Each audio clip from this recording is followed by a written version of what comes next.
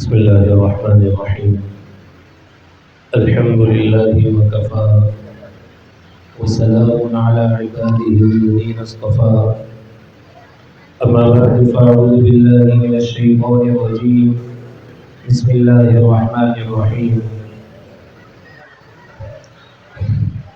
يا أيها الذين آمنوا إذا ناجيتم الرسول فقدموا بين يدي نجواكم صدق الله العظيم.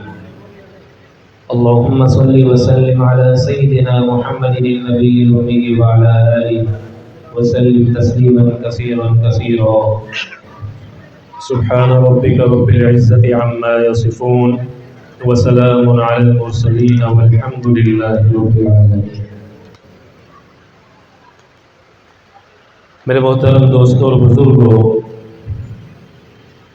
اللہ رب العزت کا ہم جتنا بھی شکر ادا کریں کہ اللہ تعالیٰ ہمیں اتنی اہم عبادت کے لیے قبول فرما رہے ہیں کہ جس عبادت کا کرنا مسلمان اپنے لیے بہت بڑی سعادت سمجھتا ہے. جتنا ہی ہم اس پر اللہ کا شکر ادا کریں اتنا کم ہے. یہ بڑی اہم عبادت ہے. اس وقت جو ہمارے ملک کی صورتحال ہے، بلکہ دنیا کے دوسرے کئی ممالک اس پریشانی کا شکار ہیں کہ کتنے ایسے حضرات جو حج پر جانا ہی صرف نہیں چاہتے بلکہ انہوں نے حج پہ جانے کی خواہش کے اظہار کے ساتھ ساتھ اپنی تمام دستاویزاتی اور دوسری کاغذی کارروائی بھی مکمل کر لی ہے، پھر بھی حج پہ جانے کے آثار ظاہری صورت کے لحاظ سے، ویزے کے اترنے کے لحاظ سے انہیں کی نظر نہیں آ رہی. باقی اللہ تعالیٰ اگر راستے کھول دے تو الگ بات. ہمیں ان سب ایسے حاجیوں کو اپنی دعاؤں میں بہت زیادہ یاد رکھنا چاہیے کہ اللہ تعالیٰ ان کا بھی اپنے در اور اپنے نبی کے دربار میں آنا آسان فرما دے. بہرحال میرے دوستوں، میرے عزیزوں، حج یہ کیا ہے؟ یہ ایک عبادت ہے. کلمہ طیبہ، یہ کلمہ اللہ کا تعارف کراتا ہے. نماز اس تعارف کو تعلق میں تبدیل کرتی ہے. زکوٰۃ اس تعلق کو محبت میں تبدیل کرتا ہے، اور روزہ اس محبت کو عشق میں تبدیل کرتا ہے. اور پھر جب انسان کسی کا عاشق ہو جاتا ہے تو پھر یہ چاہتا ہے کہ میں اپنے معشوق اور اپنے محبوب کا دیدار اور اس کی زیارت کروں. تو انسان اس کے پیچھے دوڑ لگانا شروع کرتا ہے. تو یہاں اللہ کی محبت، پھر اللہ کا عشق اور اللہ کی محبت کی آگ ایسی بھڑکی کہ اب اللہ کے عشق میں انسان اللہ سے ملاقات کے لیے اپنے گھر سے نکلتا ہے، اس حال میں کہ لباس بھی دیوانوں والا لباس ہے. لباس بھی وہ لباس نہیں ہے جو عام لباس ہے. اس محبوب کی جو چاہت ہے نا، جو جس سے ملاقات کے لیے جا رہے ہیں، اس نے جس لباس کا حکم دیا یہ وہ لباس پہن کے جا رہا ہے. اس نے جس انداز کی جوتی پہننے کا حکم دیا اب یہ اس انداز کی جوتی پہن کے جا رہا ہے. تو دنیا کے اندر میرے دوستوں، میرے عزیزوں، یہ سبق دیا جا رہا ہے کہ دیکھو، اللہ کی محبت اور اللہ کے عشق کے خاطر جہاں تم اتنا کر سکتے ہو کہ اپنا لباس بھی اتار دیا، اپنے چپل بھی تم نے اتار دیے، اب تم اپنی مرضی اور اپنی آسانی اور کمفرٹیبل چپل نہیں استعمال کرو گے، اپنی پسند کا لباس نہیں پہنو گے، تو ساری زندگی کیوں اس اللہ کے نام پر اس انداز سے نہیں گزار سکتے؟ کیوں اس اللہ کے خاطر اس انداز سے نہیں گزار سکتے؟ آج ہم میں سے ہر ایک کی خواہش ہے کہ میں حاجی بن جاؤں، لیکن پکا مسلمان بننے کی کسی کی خواہش نہیں کہ میں سچا پکا مسلمان بن جاؤں. حاجی بننے کے لیے 15 لاکھ 20 لاکھ 28 لاکھ 50 لاکھ لگتے ہیں، اور سچا مسلمان بننے کے لیے 1 روپیہ بھی نہیں لگتا. پر ضد یہ ہے کہ میں نے حاجی بننا ہے. پکا صحیح انسان اور سچا مسلمان بنوں کہ نہ بنوں؟ کتنا افسوس کی بات ہے. تو میرے دوستو، حج عبادت کی تکمیل کا نام ہے۔ حج عبادت کی تکمیل کا نام ہے۔ ہمارے اس پورے سفر کے اندر 3 کام بڑے اہم ہوتے ہیں۔ پہلی چیز عمرہ ہوتا ہے، دوسری چیز ہمارے سفر میں حج کے ایام اور حج کی عبادت ہوتی ہے، اور تیسری چیز مدینہ منورہ کی حاضری ہوتی ہے۔ اللہ کے نبی جناب رسول اللہ صلی اللہ علیہ وسلم کے روزہ مبارک کی حاضری ہوتی ہے۔ یہ اللہ کے نبی صلی اللہ علیہ وسلم کے روزہ اقدس کی حاضری، یہ اللہ کے نبی سے محبت کی تکمیل ہے۔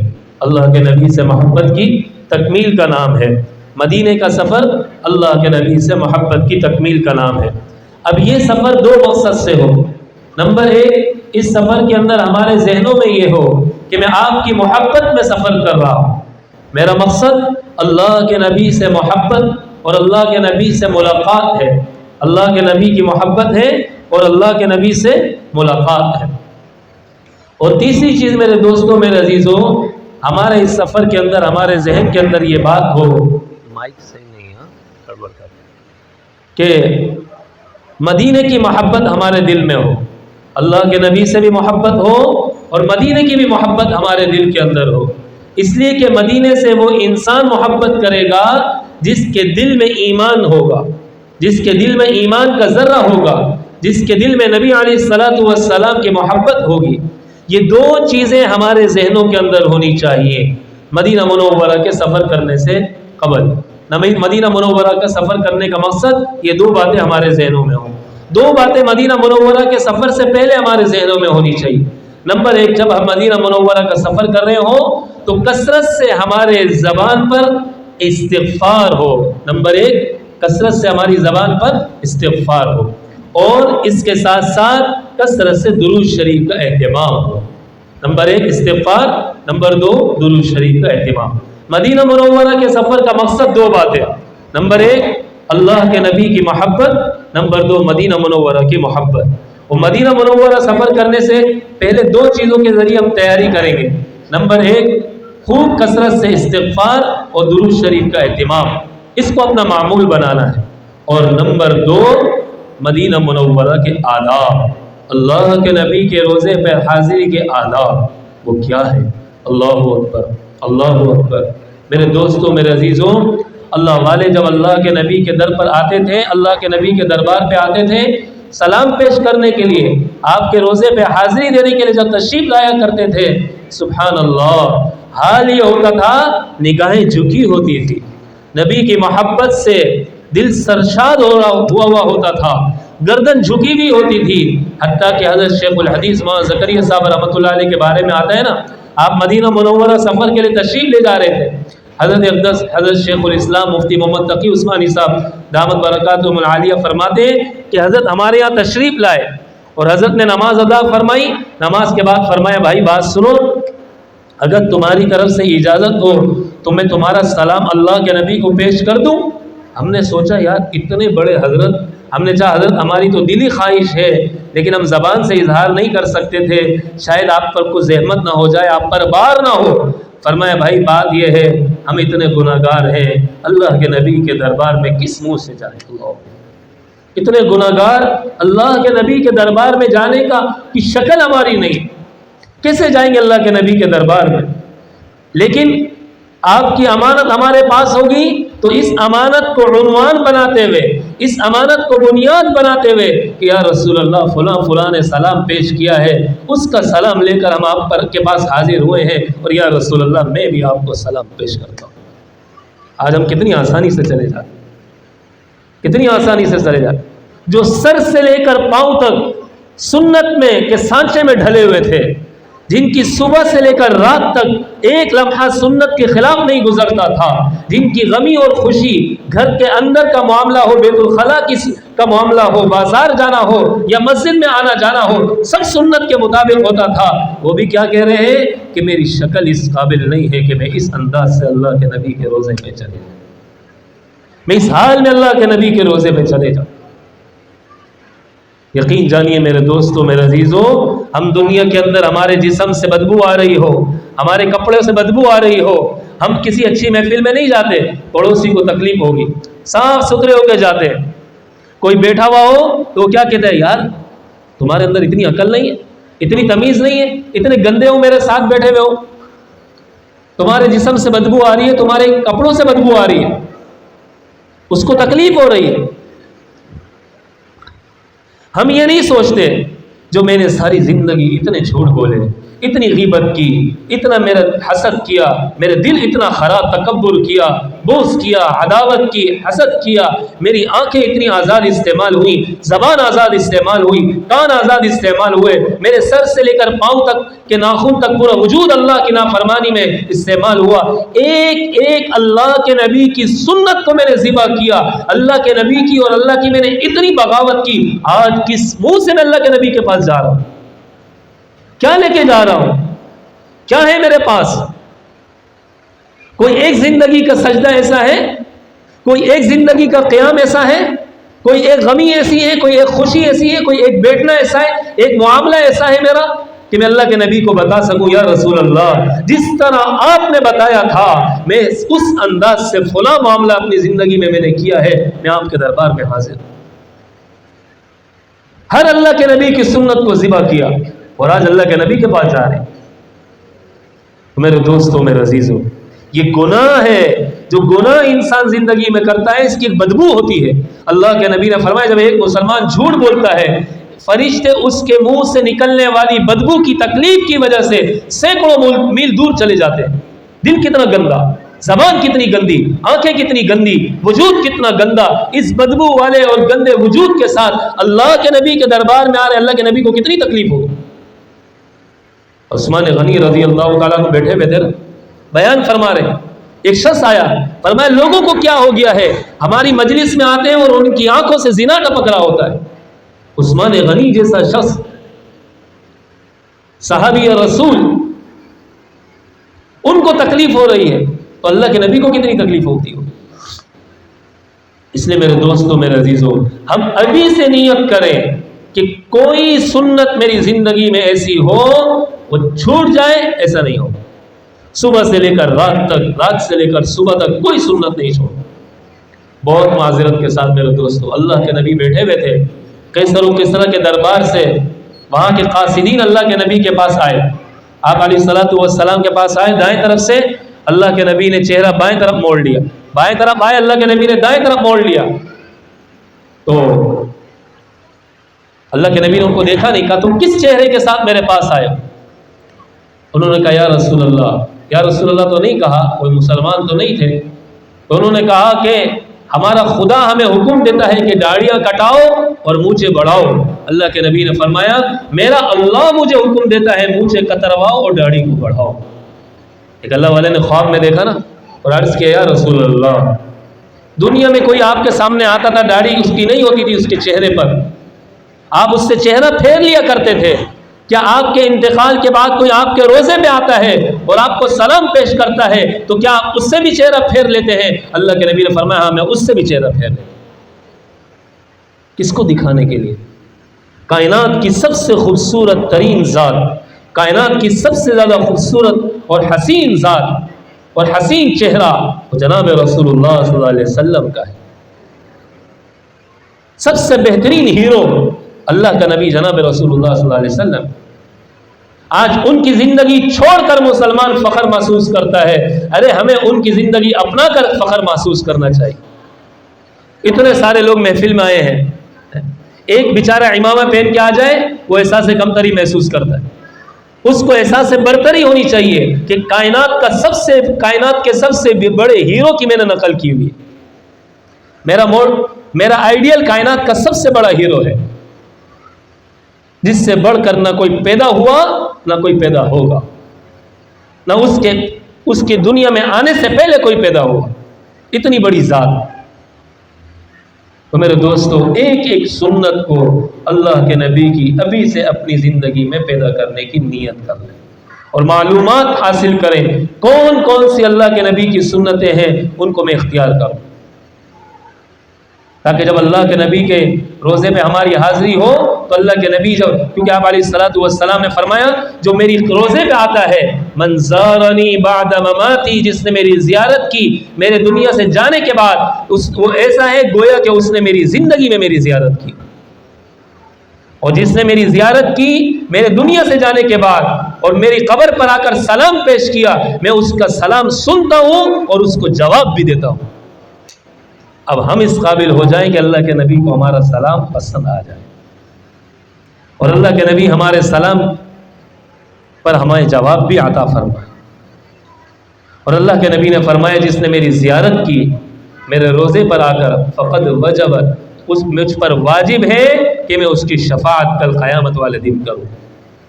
کتنی بڑی عبادت ہے، ہم اللہ کے نبی کے روزے پر جا رہے ہیں ایک گویا کہ اپنا ویزا لینے کے لیے کہ کل قیامت میں اللہ کے دربار میں حاضری ہوگی، وہاں میری بخشش کا سامان کیا ہوگا،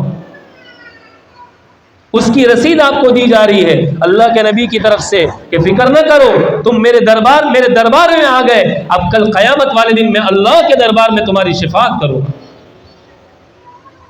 یہ گویا کہ آپ کو رسید دی جا رہی، گویا کہ ہمیں ایک ویزا دیا جا رہا ہے اس بات کا۔ اس کے لیے کتنی ہمیں تیاری کرنی چاہیے، اور اس کے لیے ہمیں کتنا تیار ہونا پڑے۔ میرے دوستو، دنیا کے کسی بادشاہ کے پاس، کسی گورنر کے پاس، ایم این اے کے پاس، ایم پی اے کے پاس، حالانکہ کسی وزیر کے پاس، اس کے اوقات کیا ہے؟ ملاقات کرنے سے پہلے انسان کتنا تیار ہوتا ہے، کتنا اہتمام کرتا ہے۔ کائنات کے انسانوں میں سب سے بڑے انسان کے پاس، کائنات کے بادشاہوں میں سب سے بڑے بادشاہ کے پاس آج مدینہ منورہ میں ہم ملاقات کے لیے جائیں گے، انسانوں میں سب سے بڑے بادشاہ کے پاس ملاقات کے لیے جائیں گے۔ اس کے لیے کتنی تیاری کی؟ یہاں سے دیکھتے ہیں نا، کسی کے پاس ملاقات کے لیے جا رہا ہوں، اس کو کس اسٹائل کا ڈریس پسند ہے، کس اسٹائل کے جوتے پسند ہے، کس انداز کی کون سی کمپنی کی گھڑی پسند ہے، ایک ایک چیز نوٹ کر کے اس کو اختیار کرتے ہیں۔ اتنی بڑی ذات کے پاس جا رہے ہیں، اور کیا سوچا، کیا تیاری کی؟ صرف ویزا لے لیا بس کافی ہے، ٹکٹ مل گئی کافی ہے، آپ نے پیمنٹ کر دی، آپ کا پورا سفر کا شیڈول بن گیا کافی ہے۔ افسوس کی بات ہے میرے دوستو، تبھی تو ہمارا یہ آنا جانا صرف آنا جانا ہی ہوتا ہے، زندگی میں تبدیلی نہیں آتی، اس کی وجہ سے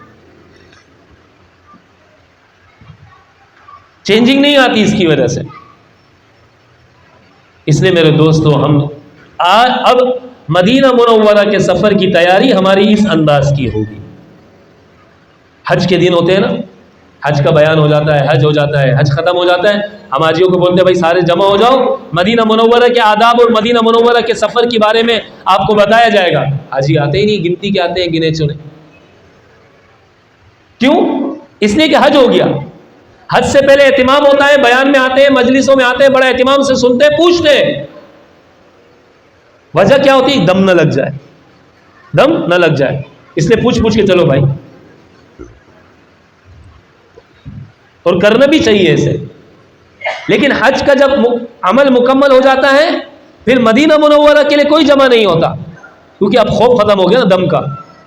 ارے یہاں تو دم لازم ہوتا تھا نا، اگر کوئی خلاف قانون کام آپ نے کر لیا، خلاف شرع کوئی عمل آپ نے کر لیا، کوئی جرم کا ارتکاب کر لیا، اللہ نہ کرے مدینہ منورہ کے سفر میں کسی جرم کا ارتکاب ہو گیا تو دم ہی نکل جائے گا، ایمان کا دم نکل جائے گا۔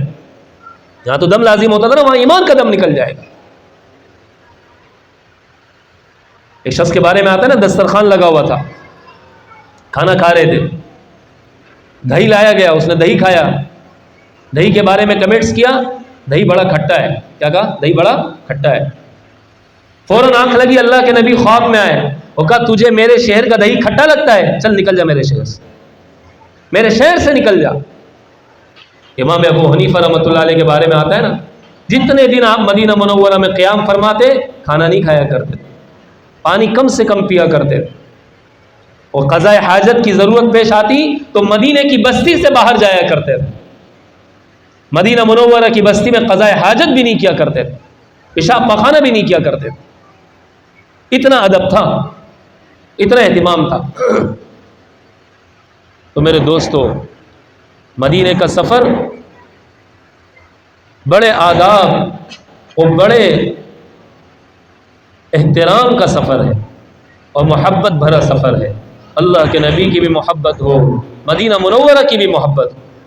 اللہ کے نبی جب مدینہ منورہ کے قریب تشریف لاتے تو اپنی سواری کو تیز فرما لیا کرتے تھے، اور آپ علیہ الصلوۃ والسلام نے دعا کی، اے اللہ آپ نے ابراہیم علیہ الصلوۃ والسلام کی دعا کی برکت سے مکہ مکرمہ میں برکتیں نازل فرمائی، میرے اس شہر مدینہ منورہ کی میں برکتوں کو ڈبل فرما دیجیے، دوگنا کر دیجیے۔ اور اللہ والوں کی مدینہ منورہ سے محبت کا کیا حال تھا، اللہ اکبر۔ ایک چھوٹا سا بچہ تھا، یتیم تھا، حضرت علامہ شبیر احمد عثمانی رحمۃ اللہ علیہ بانی پاکستانوں میں سے ہیں، پاکستان کے بانیان میں سے ہیں، مدینہ منورہ کے سفر میں تھے، ایک چھوٹے سے بچے کو دیکھا جہاں لوگ اپنا کھانا وغیرہ بچا ہوا پھینک دیتے ہیں نا، وہ وہاں اچھا اچھا کھانا تلاش کر کے کھا رہا تھا اور کچھ لے کے اپنے گھر والوں کے لیے جا رہا تھا۔ علامہ شبیر احمد عثمانی رحمۃ اللہ نے اس بچے کو پکڑا اور کہا بیٹا کیا کر رہے ہو؟ کہا چاچا جان ہم یتیم ہیں، کوئی نہیں ہے ہمارا، میری والدہ ہے اور چھوٹی بہنیں اور بھائی، اس طرح بتایا اپنے بارے میں۔ کہیں کیا کر رہے ہو؟ کہیں کھانا ملتا نہیں ہے تو لوگ کھانا یہاں ڈال دیتے ہیں، پھینک دیتے ہیں، اس میں سے میں کھانا تلاش کر لیتا ہوں، چن لیتا ہوں، لے جاتا ہوں، میری والدہ بھی کھا لیتی ہے، ہم گھر والے بھی کھا لیتے ہیں۔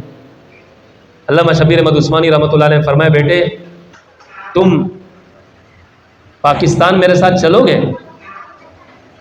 کہا اچھا وہاں کیا کریں گے آپ؟ کہا میں آپ کو پڑھاؤں گا، آپ کو کپڑے بھی اچھے پہناؤں گا۔ کہا وہاں کھانا ملے گا؟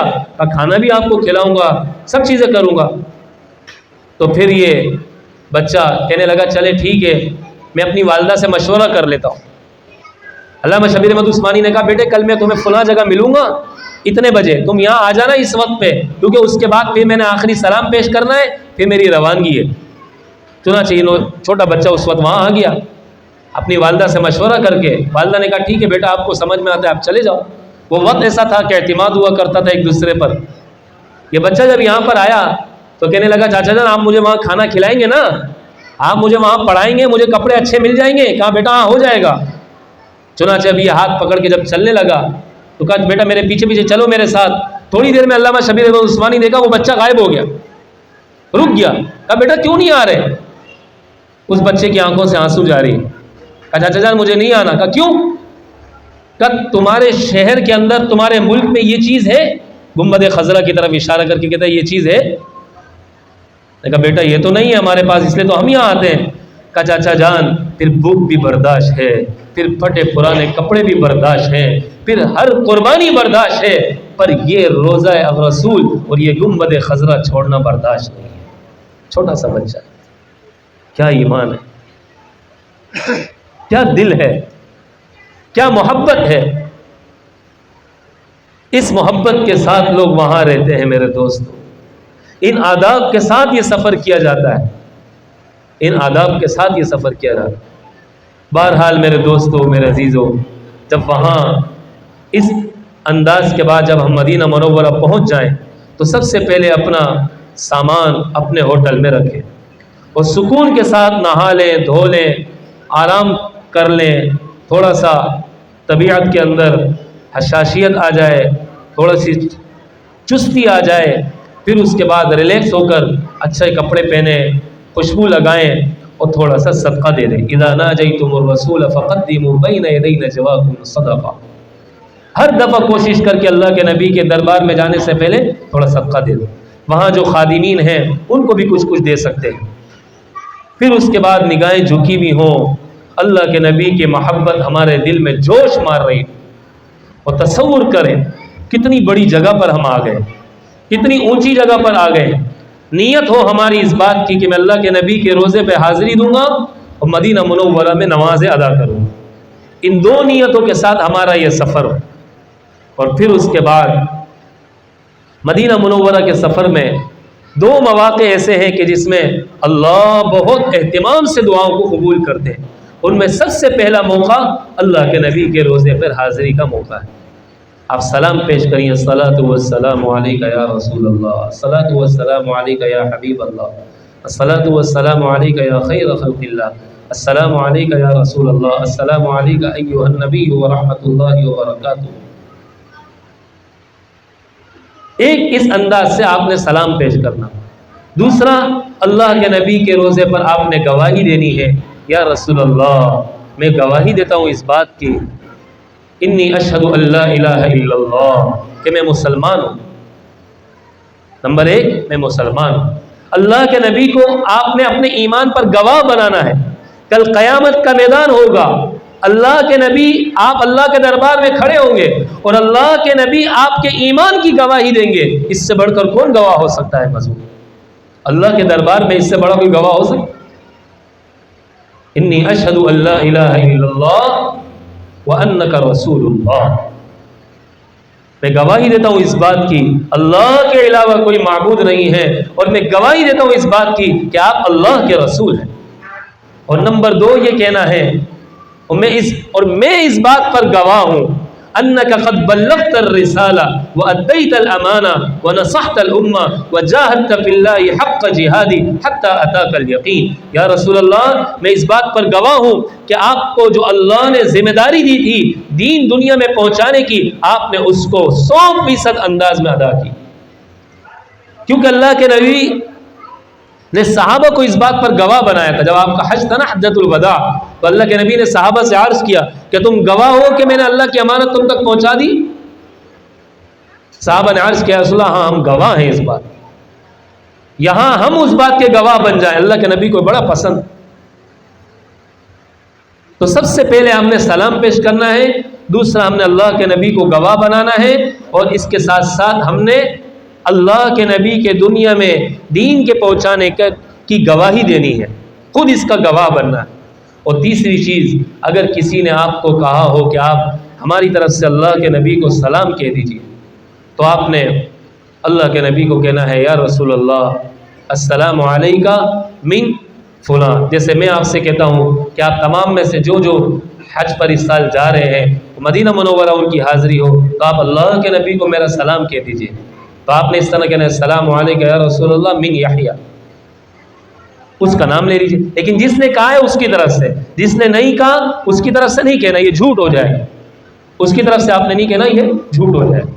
جس نے کہا ہے آپ نے اس کی طرف سے کہہ دیں یا رسول اللہ فلاں نے آپ کو سلام کہا ہے، اور وہ بھی آپ سے شفاعت کی درخواست کر رہا تھا، وہ بھی آپ سے شفاعت کی درخواست کر رہا تھا۔ تو تیسرا کام یہ ہو گیا میرے دوستو کہ ہم نے اللہ کے نبی کے دربار میں جا کر آپ علیہ الصلاۃ والسلام کو لوگوں نے میں سے کسی نے اگر سلام کا کہا ہے تو ان کا سلام پیش کرنا ہے۔ کوشش کر کے آپ لکھ لیں کہ کس کس نے آپ کو کہا ہے، تو اس وقت آپ کو کہنا آسان ہوگا۔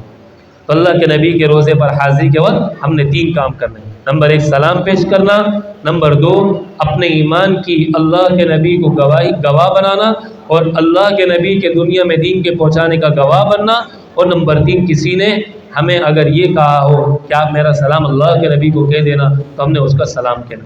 اور یہ صرف زندوں کی طرف سے ہوگا، جو دنیا سے رخصت ہو گئے ہیں ان کی طرف سے نہیں ہوگا، اس لیے کہ وہ آپ کو کہہ نہیں رہے نا۔ جنہوں نے آپ کو کہا ہے زندوں میں سے بھی، ان کی طرف سے آپ اللہ کے نبی کو سلام پیش کریں گے۔ اس کے علاوہ تھوڑا سا ایک قدم آگے چلیں تو حضرت ابو بکر صدیق رضی اللہ تعالیٰ عنہ کا روزہ ہے۔ السلام علیکہ یا خلیفۃ رسول اللہ، السلام علیکہ یا امیر المؤمنین، السلام علیکہ یا ابا بکر۔ آپ نے اس طرح حضرت ابو بکر صدیق رضی اللہ تعالیٰ عنہ کے روزے پر سلام پیش کرنا۔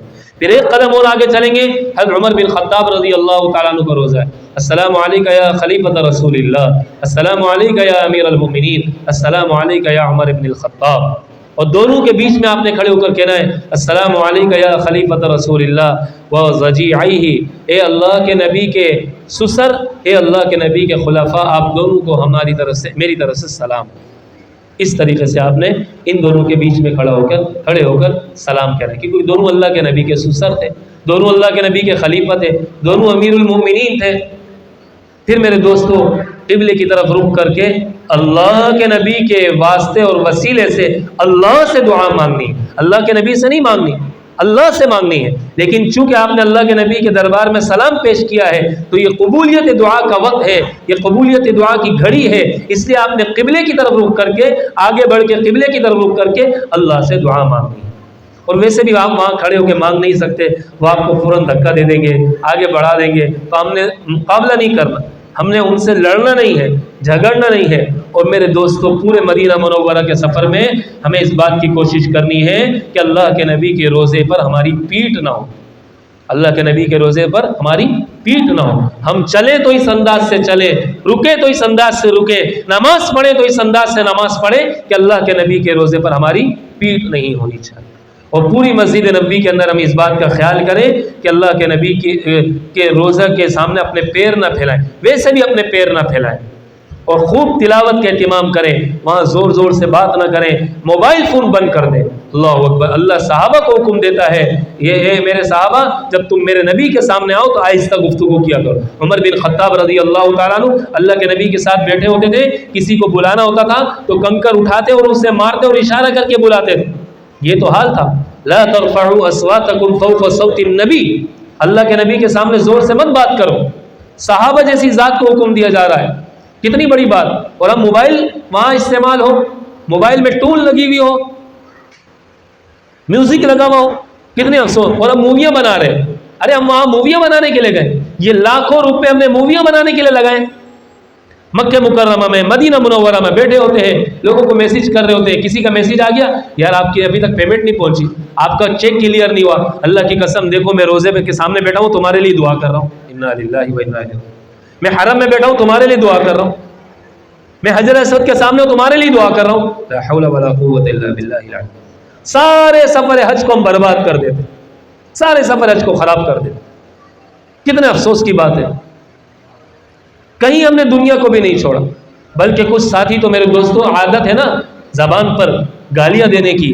طواف کے دوران فون آ گیا اور ایسے شخص کا فون آیا کہ جس پر غصہ ہے، وہ کوئی ایسی کاروباری لین دین کی کوئی بات کر رہا ہے تو بلا اختیار طواف کے دوران اس کی زبان سے گالیاں نکل رہی، غلیظ گالیاں نکل رہی. کتنے افسوس کی بات. تو موبائل فون کو بند کر دیں میرے دوستوں، کسی قسم کی ٹون نہ ہو. موبائل کا استعمال، ہم کسی بڑے کے دربار میں بیٹھے ہوئے ہوں، آپ میرے سامنے بیٹھے ہوئے، آپ موبائل کا استعمال کریں گے ایک دفعہ، دوسری دفعہ میں آپ کو ٹوک دوں گا نا، یار میری طرف متوجہ رہو، یا بات سنو یا باہر جا کے بات کرو. آپ کیا کر رہی ہیں؟ ہم اللہ کے نبی کے سامنے جائیں اور موبائل استعمال کریں؟ ہم اللہ کے نبی کے سامنے بیٹھے ہو، موبائل پہ بات کر رہے ہو. کثرت سے درود شریف کا اہتمام ہو، قرآن کی تلاوت کا اہتمام ہو. اللہ کے نبی کو ایک قرآن سنائیں مدینہ منورہ میں، اور یہ تصور کریں یہ وہ سرزمین ہے جہاں صحابہ جیسی ذات نے قرآن پڑھے ہیں. یہ وہ سرزمین ہے جہاں صحابہ جیسی ذاتوں نے سجدے کرے ہیں، جہاں اللہ کے نبی کے سجدے ہوئے ہیں. کل قیامت میں جہاں یہ سرزمین اللہ کے نبی کی سجدوں کی گواہی دے گی، صحابہ کے سجدوں کی گواہی دے گی، بڑے بڑے اولیاء اللہ قطب اور ابدال کے سجدوں کی گواہی دے گی، وہیں یہ زمین میرے سجدوں کی بھی گواہی دے گی. اللہ اکبر. وہیں یہ زمین میرے سجدوں کی بھی گواہی دے، یہ دور و دیوار میرے ذکر کی گواہی دے، یہ فضائیں میرے قرآن کی تلاوت کی گواہی دے گی. اس سوچ کے ساتھ پڑھیں. آج میرے دوستوں ہمارے دلوں میں ان چیزوں کی اہمیت نہیں ہے. مدینہ منورہ جاتے ہیں، بس ایک آدھ نماز 24 گھنٹے میں ایک نماز، دو نماز، جہاں ایک نماز پر اللہ کے نبی نے فرمایا ایک روایت کے مطابق 50,000 اور ایک روایت کے مطابق 1,000 نمازوں کے برابر اللہ اجر دے رہا ہے. آج میں آپ کو کہوں آپ 1 روپیہ لگاؤ 50,000 روپے دوں گا، کون آپ میں سے ایسا ہے جو تیار نہیں ہوگا لگانے کے؟ ایسے بزنس کا پتہ چل جائے جہاں 1 روپے پر 50,000 مل رہے ہو. بلکہ یہ تو چھوڑیے میرے دوستوں، اگر یہی پتہ چل جائے کہ 1 روپیہ آپ پاکستانی دو آپ کو ایک امریکی ڈالر ملے گا، 1 روپیہ پاکستانی پر 1 امریکی ڈالر ملے گا، یا 1 پاؤنڈ ملے گا، یا 1 درہم ملے گا، کون بے وقوف ہے جو نہیں لگائے گا؟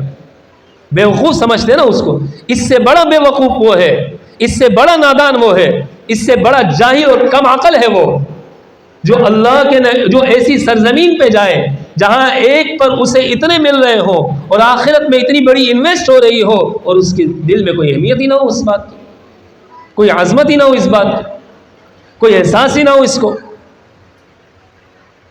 آج میں نے الحمدللہ 2 نمازیں پڑھ لی. اور بھائی دن میں 2 نمازیں ہیں، صرف 5 نمازیں.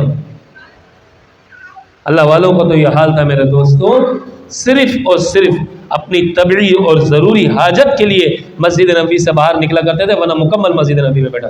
اس وقت بھی آپ کو ریاض الجنہ میں ایسے لوگ ملیں گے، ہمارے لیے تو پھر بھی پرمیشن ہوتی ہے نا، ان کے لیے آج بھی پرمیشن نہیں ہے، ان کے لیے آج بھی پرمیشن نہیں ہے۔ پہلی صف میں بیٹھے ہوئے ایسے درویش آج بھی بیٹھے ہوئے، اور کتنے آپ کو مسجد نبی میں دوسری جگہوں پر بیٹھے نظر آئیں گے، ہر وقت مسجد نبی میں بیٹھے ہوئے۔ لوگوں نے تو اتنی بڑی بڑی قربانیاں دی ہیں وہاں کے لیے میرے دوست۔ ہمارے 3 دن کا، 4 دن کا، 5 دن کا، 1 ہفتے کا سفر ہوتا ہے، اس میں بھی ہمارے پاس وقت نہیں ہوتا، اس میں بھی وہاں گزارنے کے لیے ہمارے پاس وقت نہیں ہے۔ تو میرے دوستوں، میرے عزیزوں، نیت کریں، مدینے کے بازار کی جگہ مدینہ منورہ کی مسجد میں میں نے وقت گزارا، میں وہاں وقت گزاروں۔ بہرحال میرے دوستوں، اس کے علاوہ آپ اس کے علاوہ یعنی روزہ اقدس پر حاضری کے علاوہ ریاض الجنہ بڑا اہم مقام ہے۔ اب اس مقام کو ریاض الجنہ کیوں کہتے ہیں؟ نمبر 1، یا تو یہ جنت کا ٹکڑا ہے جو لایا گیا ہے، اللہ کے نبی کی ایک حدیث کے مطابق پورے مدینہ منورہ کی بستی جنت کا ٹکڑا ہے، ٹھیک ہے۔ یا دوسری وجہ یہ ہے، آپ علیہ الصلوۃ والسلام نے فرمایا کہ جو اس مقام پر دعا مانگے گا اللہ اسے ضرور قبول کرتا ہے۔ وَلَكُمْ فِيهَا مَا تَشْتَهِي أَنفُسُكُمْ، تو جنت میں انسان جب جائے گا جو خواہش رکھے گا اللہ اس کی ہر خواہش کو پورا کرے گا، اس لیے اس کو جنت کا ٹکڑا کہتے ہیں۔ یہاں جو دعا مانگی جاتی ہے اللہ ضرور قبول کرتا ہے۔ ریاض الجنہ میں جانے کا آپ کو موقع ملے گا، وہاں نوافل پڑھیں، دعائیں مانگیں، اور ایک دعا اللہ سے ضرور کریں، اے اللہ جو ایک مرتبہ جنت میں جائے گا پھر وہ جنت سے باہر نہیں نکلے گا، اے اللہ مجھے دنیا بھی میری جنت بنا دے اور میری موت بھی جنت، اور موت کے بعد بھی جنت بنا دے۔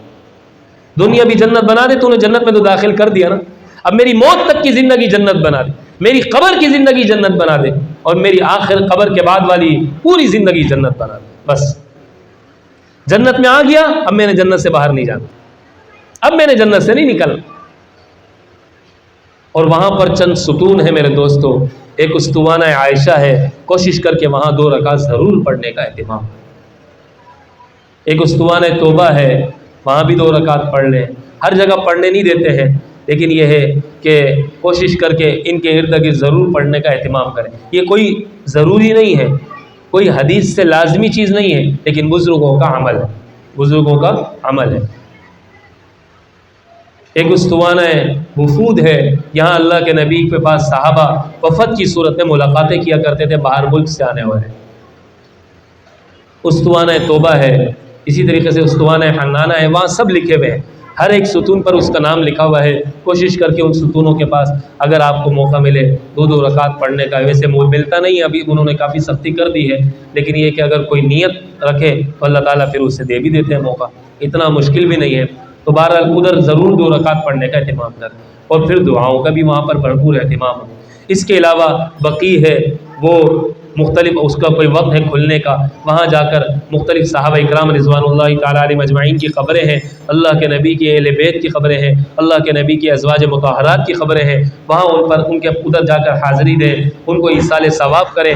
بلکہ اگر آپ پاکستان سے سیدھا وہاں جا رہے ہیں تو بھی مدینہ مکہ مکرمہ سے وہاں جا رہے ہیں، عموماً ہماری جو گروپ ہے ہماری مدینہ منورہ کی حاضری حج کے بعد ہی ہے، تو جب ہم مکہ مکرمہ میں ہوں تو میرے دوستوں وہاں پر کچھ طواف کر لیں، کیونکہ جب دنیا کا اصول ہے نا، آپ کسی کے پاس جاتے ہیں تو اس کے لیے کوئی نہ کوئی گفٹ لے کر جاتے ہیں۔ اللہ کے نبی کے پاس جا رہے ہیں تو طواف کا گفٹ لے کر جائیں، اللہ کے نبی کے صحابہ کے پاس جا رہے ہیں طواف کا گفٹ لے کر جائیں، ازواج مطہرات کے لیے طواف کا گفٹ لے کر جائیں، امہات المومنین کے لیے طواف کا گفٹ لے کر جائیں، اللہ کے نبی کی اولاد کے لیے طواف کا گفٹ لے کر جائیں۔ اللہ کے نبی کو کتنی خوشی ہوگی کہ یہ میری اولاد کے لیے میری اولاد کے لیے بھی گفٹ لے کر آیا، اور یہ تو میرے صحابہ کے لیے بھی گفٹ لے کر آیا، یہ تو میرے خلفاء کے لیے بھی گفٹ لے کر آیا، یہ تو میرے عشرہ مبشرہ کے لیے بھی گفٹ لے کر آیا۔ صحابہ سے اللہ کے نبی کو بڑی محبت تھی، تو اللہ کے نبی کو جن سے محبت ہو آپ ان کے لیے گفٹ تیار کر کے لے جائیں، اللہ کے نبی کو بہت خوشی ہوگی۔ آپ کو اپنی اولاد سے محبت ہے، آپ کو اپنی بیٹی سے محبت ہے، بیٹی اپنے گھر چلی گئی ہے، کوئی آپ کے گھر آتا ہے مہمان، وہ کہتا ہے یہ آپ کے لیے ہے اور یہ آپ کی بیٹی کا گفٹ ہے، آپ کو کتنی خوشی ہوگی، یار اس نے مجھے بھی یاد رکھا، میری اس فیملی کو بھی یاد رکھا، اور میری بیٹی جو میرے گھر سے اپنے سسرال چلی گئی ہے اس کی شادی ہو گئی ہے، اس کے لیے بھی گفٹ تیار کیا۔ کتنا انسان اس سے محبت، اس کے اپنے دل میں اس کی محبت بڑھتی ہے۔ اور ان حضرات کے لیے تو میرے دوستوں ہم یہی گفٹ لے کے جا سکتے ہیں، یہی تیار کر سکتے ہیں۔ تو عمرے اور طواف ان حضرات کے لیے ہم مکہ مکرمہ سے گفٹ کی صورت میں تیار کر کے لے کے جائیں اور تیار کر کے رکھیں۔ اس کے علاوہ مسجد وہاں پر قباء کی مسجد ہے، بڑی قیمتی مسجد ہے۔ اللہ کے نبی نے فرمایا جس نے ہفتے والے دن قباء کی مسجد میں گیا اشراق کے بعد، فجر کی نماز کے بعد، اور اس نے 2 رکعت نفل ادا کی، وہ ایسا ہے گویا کہ اس نے ایک مقبول عمرہ ادا کیا، ایک مقبول عمرہ ادا کیا۔ اللہ کے نبی ہر ہفتے جایا کرتے تھے، فجر کے بعد وہاں 2 رکعت ضرور پڑھا کرتے تھے۔ اس کی بڑی فضیلت ہے۔ ہمارے گروپ میں الحمدللہ اس کی ترتیب ہوتی ہے، مختلف دیگر مقامات پر بھی زیارت کے لیے لے جایا جاتا ہے۔ اسی طرح احد کا مقام ہے، احد کا پہاڑ ہے، یہاں پہ بھی لے جاتے ہیں، وہاں حضرت حمزہ رضی اللہ تعالیٰ عنہ کی قبر مبارک ہے، اس قبر پر بھی حاضری ہو۔ دیگر صحابہ اکرام کی بھی قبریں ہیں، ان کے لیے بھی ہم یہاں سے گفٹ تیار کر کے لے کے جائیں، ان کو بھی ہدیہ کریں۔ حضرت حمزہ رضی اللہ تعالیٰ عنہ وہ اللہ کے نبی کے صحابی ہیں جنہوں نے اپنی جسم کی بوٹی بوٹی کرا دی اللہ کے نبی کے دین کے خاطر۔ اللہ کے نبی کو بڑی محبت تھی حضرت حمزہ رضی اللہ تعالیٰ، بڑی محبت تھی، اتنا روئے اللہ کے نبی کہ آسمان سے فرشتے کو اترنا پڑا اور کہنا پڑا یا رسول اللہ اب بس کر دیجیے۔ اللہ کہہ رہا ہے اب بس کر دیجیے، اللہ فرما رہا ہے اب بس کر دیجیے۔ اتنی اللہ کے نبی کو تکلیف تھی حضرت حمزہ رضی اللہ تعالیٰ عنہ کی شہادت، اتنا غم تھا۔ تو میرے دوستوں، میرے عزیزوں، مدینہ منورہ کا سفر بڑا قیمتی سفر ہے، بڑا اہم سفر ہے، بڑے آداب والا سفر ہے۔ اس آداب کے ساتھ اس انداز سے اس سفر کو کریں، اور دیگر مقامات پر بھی آپ کو لے جائیں گے۔ کوشش کر کے ہر جگہ 2 رکعت پڑھ لیں اگر موقع ملے، ورنہ کم از کم صرف آنکھوں سے زیارت کر لیں، اور یہ سوچیں یہ وہ جگہ ہے جہاں حضور صلی اللہ علیہ وسلم کی آنکھیں لگیں، یہ وہ جگہ ہے، یہ وہ پتھر ہیں جن کو حضور صلی اللہ علیہ وسلم نے دیکھا ہے۔ ہمارے بزرگ تھے نا، ابھی انتقال ہوا کچھ وقت پہلے، حضرت مولانا موسیٰ خان روحانی بازی رحمۃ اللہ علیہ، لاہور میں ہوا کرتے تھے۔ وہ جب بدر کے مقام پر گئے، تو بدر کی وہ جگہ بھی بند کر دی ہے، پہلے کھلی ہوئی تھی، تو جب بدر کے مقام پر گئے تو انہوں نے آواز لگائی، اے بدر کی سرزمین بتا میرے نبی نے تجھ پہ کہاں قدم رکھا ہے؟ تو بدر کی زمین ہلنے لگ گئی، موسیٰ یہاں قدم رکھا تھا، موسیٰ یہاں قدم رکھا تھا، موسیٰ یہاں قدم رکھا تھا۔ حضرت مولانا موسیٰ خان روحانی بازی رحمۃ اللہ علیہ وہاں تشریف لے گئے اور اس جگہ کو بوسہ دینے لگ گئے۔ بڑے ولی تھے، کرامت اللہ نے ان پر ظاہر فرمائی اس بات کی۔ تو ایسی محبت کے ساتھ جائیں گے تو اللہ کرامت بھی دکھائے۔ ہمارے والد صاحب رحمۃ اللہ علیہ جب سفر کیا کرتے تھے نا مدینہ منورہ کا، پہاڑ کو دیکھا کرتے تھے، کہتے تھے بیٹا بڑے غور سے دیکھو، ان پہاڑوں کو اللہ کے نبی نے دیکھا ہے، ان پہاڑوں نے اللہ کے نبی کو دیکھا ہے، ان پہاڑوں نے اللہ کے نبی کو دیکھا۔ ہم اللہ کے نبی کو تو نہیں دیکھ سکے، لیکن ان پہاڑوں کو تو دیکھ سکتے ہیں جنہوں نے اللہ کے نبی کو دیکھا ہے اور جن کو اللہ کے نبی نے دیکھا ہے۔ اس لیے میرے دوستو، ہر مقام پر 2 رکعت پڑھ لیں، ورنہ دعاؤں کا اہتمام کریں اور محبت کے ساتھ دیکھیں، محبت کے ساتھ دیکھیں ہر جگہ کو۔ اللہ کے نبی کا شہر ہے، اللہ کے نبی کا دیس ہے، اللہ کے نبی کا علاقہ ہے، اللہ کے نبی کا محلہ ہے، اللہ کے نبی یہاں پر رہتے تھے، وغیرہ وغیرہ۔ اور اسی طرح اس پورے سفر کے دوران کثرت سے اس کے بعد درود شریف کا اہتمام ہو، مسجد نبی میں زیادہ سے زیادہ وقت کا گزارنا ہو، قرآن کی تلاوت ہو، روزانہ 1 مرتبہ صلاۃ التسبیح پڑھنے کا اہتمام ہو، روزانہ 1 مرتبہ کم از کم صلاۃ التسبیح پڑھ لیں، مسجد نبوی کے اندر 1 مرتبہ صلاۃ التسبیح پڑھ لیں۔ بہت آسان سی ہے صلاۃ التسبیح، زیادہ وقت بھی نہیں لگتا، 20 منٹ آدھا گھنٹہ لگتا ہے۔ اتنا بڑا سفر کیا، کچھ اعمال تو کر لیں۔ صلاۃ التسبیح وہ عمل ہے، وہ عبادت ہے، اللہ کے نبی نے فرمایا اللہ اس کی برکت سے آپ کے اگلے پچھلے بڑے چھوٹے اجتماعی انفرادی سارے گناہوں کو معاف کر دے گا، سارے گناہوں کو معاف کر دے گا۔ اتنا بڑا عمل، کبیرہ گناہ کو جو معاف کروائے کوئی نہیں ہے سوائے صلاۃ التسبیح، سوائے صلاۃ التسبیح۔ بلکہ میرے دوستو جب ہم مکہ مکرمہ میں بھی ہوں اور عزیزیہ چلے جائیں گے، ظاہر ہے پھر مکہ مکرمہ طواف کے لیے آنا مشکل ہوتا ہے، تو بہت سے ساتھی پھر بسیں بند ہو جاتی ہیں، سواریاں نہیں جاتی ہیں، تو وہاں عزیزیہ کے اندر اس بات کا تو خوب اہتمام ہو کہ مغرب سے عشاء میں نے صلاۃ التسبیح پڑھنی، مغرب سے عشاء اتنے سپاروں کی میں نے تلاوت کرنی، فجر کے بعد میں نے اتنے سپارے پڑھنے، ظہر سے پہلے اتنے سپارے، ظہر کے بعد اتنے سپارے، عصر کے بعد میں نے یہ وظائف اور یہ تسبیحات کرنی ہے، کوئی لمحہ، کوئی گھڑی، کوئی وقت میرا ضائع نہ ہو، اتنے میں نے نوافل پڑھنے۔ میں نے پہلے بھی آپ حضرات سے عرض کیا تھا، ہم 3 طرح کے نوافل کرتے ہیں اور آج ہی سے اہتمام کریں۔ نمبر 1 صلاۃ شکرانہ کہ اللہ نے اتنا قبول کر لی۔ نمبر 2 صلاۃ حاجت کہ اللہ آگے والا بھی آسانی والا کر دے، قبولیت والا سفر کرا دے۔ نمبر 3 صلاۃ توبہ کہ کسی گناہ کی وجہ سے، کسی نافرمانی کی وجہ سے کوئی رکاوٹ ایسی آ جائے کہ میں اس سفر حج پہ نہ جا سکوں، اللہ مجھے معاف کر، ہماری حفاظت کر۔ تو اس کا میرے دوستو ہم پوری زندگی معمول بنائیں، ہر عمل کے لیے اہتمام کریں، روزانہ اس کو اہتمام سے کریں، اپنے لیے، اپنی اولاد کے لیے، جتنی اللہ نے نعمتیں دی ہیں ان کے لیے اس کو اپنی زندگی کا حصہ بنانے کی کوشش کریں۔ تو وہاں مدینہ منورہ کے سفر میں بھی نوافل کا بھرپور اہتمام ہو، صلاۃ التسبیح کا اہتمام ہو، درود شریف کا کثرت سے اہتمام ہو، قرآن کی تلاوت کا اہتمام ہو۔ آج ہی سے قرآن کی تلاوت اس انداز سے شروع کریں کہ زبان پہ پھر رکاوٹ نہ آئے اور زبان رکے۔ سب نیت کرتے ہیں نا انشاءاللہ اس بات کی، عزم کرتے ہیں نا انشاءاللہ، سنتوں کو اپنانے کی کوشش کرنی ہے، نیت کرنی ہے اور اللہ کے نبی کی محبت اپنے دل میں پیدا کرنے کی کوشش کرنی ہے، تاکہ میرے دوستوں، میرے عزیزوں، ہمارے یہ مدینہ منورہ کا سفر بھی بہت عمدہ اور بہت خوبصورت اور بہت اللہ اچھا بنا دے۔